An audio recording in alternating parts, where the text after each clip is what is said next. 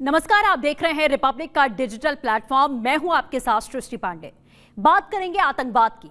अंतर्राष्ट्रीय आतंकवाद की फंडिंग पर नजर रखने वाली संस्था यानी कि फाइनेंशियल एक्शन टास्क फोर्स की जुलाई 2025 की हालिया रिपोर्ट ने पाकिस्तान के राज्य प्रायोजित आतंकवाद की कलई खोलकर रख दी है।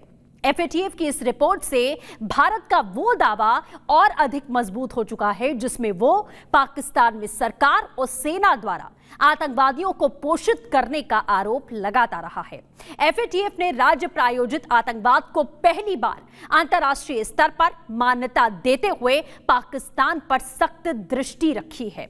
FATF ने रिपोर्ट के आधार पर पाकिस्तान की निगरानी बढ़ाने के लिए कह दिया है, जो भारत की बड़ी जीत है। इस रिपोर्ट में पाकिस्तान में सक्रिय आतंकी समूहों को वित्त पोषण, नकली NGO के उपयोग और प्रतिबंधों की चपत का विस्तार से विश्लेषण किया गया है। इसके साथ ही पाकिस्तान द्वारा राज्य प्रायोजित आतंकवाद की पुष्टि हो चुकी है। रिपोर्ट ने इस तथ्य को पुनर्स्थापित किया है और कुछ आतंकवादी संगठन आज भी कई राज्यों में खास तौर पर पाकिस्तान से प्रत्यक्ष और अप्रत्यक्ष समर्थन प्राप्त कर रहे हैं। इसी के साथ FATF ने चेतावनी देते हुए साफ कहा है कि कोई भी राज्य अगर आतंकी समूहों को धन या फिर संसाधन उपलब्ध करवाता है तो ये उनके मानकों और अंतर्राष्ट्रीय दायित्वों का उल्लंघन होगा। इस रिपोर्ट में पाकिस्तान विशेष रूप से ये उल्लेखित करता है क्योंकि वो राज्य प्रायोजित आतंकी समूहों, खास तौर पर आतंकी समूहों जैसे लश्कर-ए-तैयबा और जैश-ए-मोहम्मद को धन उपलब्ध कराने का एक बड़ा केंद्र है।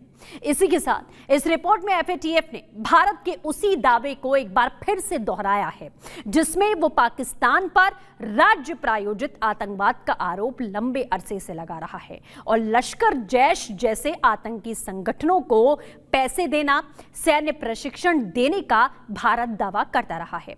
FATF के अपने देश के मूल्यांकन यानी कि रिस्क असेसमेंट में भारत ने यह साफ तौर पर पाकिस्तान से प्रायोजित आतंकवाद की पहचान की थी और FATF ने इसे वैश्विक स्तर पर दोहरा दिया है।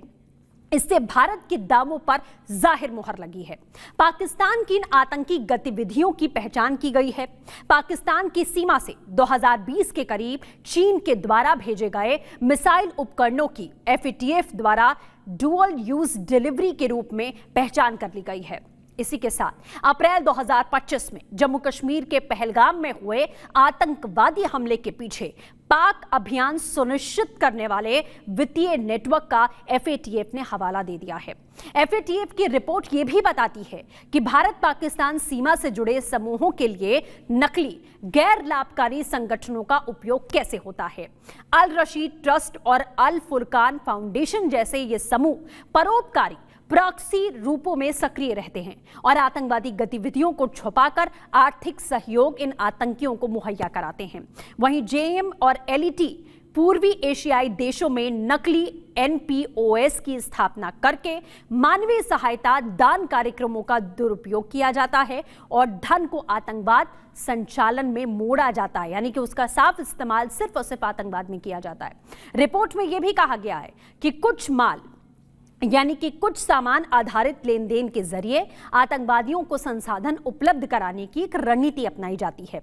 इसमें कच्चे तेल को मध्यस्थ देश भेजकर वहां पर सोने से परिवर्तित करके वास्तविक गंतव्य तक इसे पहुंचाया जाता है।